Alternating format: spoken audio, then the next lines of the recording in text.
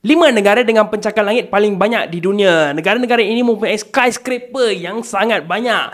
Di tempat yang kelima adalah Jepun. Jepun mempunyai 283 pencakar langit yang melebihi ketinggian 150 meter. Bangunan yang paling tinggi di Jepun adalah Azabudai Hill JP Tower yang mempunyai ketinggian 325 meter. Di tempat keempat, negara dengan bangunan pencakar langit paling banyak di dunia adalah negara kita, Malaysia. Yes, Malaysia mempunyai pencakar langit keempat paling banyak di dunia. Kita mempunyai 319 bangunan pencakar langit yang melebihi 150 meter. Dengan Merdeka 118 menjadikannya bangunan yang paling tinggi di Malaysia dan juga kedua paling tinggi di dunia dengan ukuran ketinggian 678 meter. Di tempat ketiga, negara dengan bangunan pencakar langit paling banyak di dunia adalah negara United Arab Emirates. Negara ini mempunyai 340 bangunan pencakar langit yang melebihi 150 meter. Dengan Burj Khalifa menjadikannya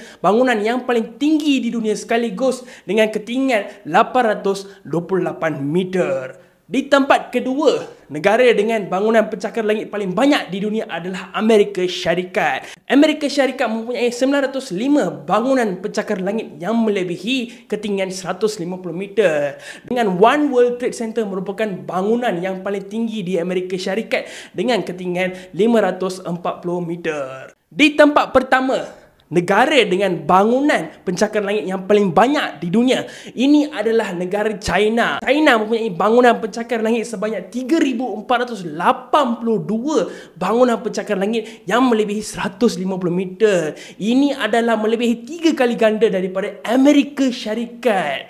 Shanghai Tower merupakan bangunan ketiga paling tinggi di dunia dengan ketinggian berukuran 632 meter. Kalau korang suka video seperti ini, jangan lupa follow saya Oktoman Fazil dan jumpa lagi dengan video yang seterusnya.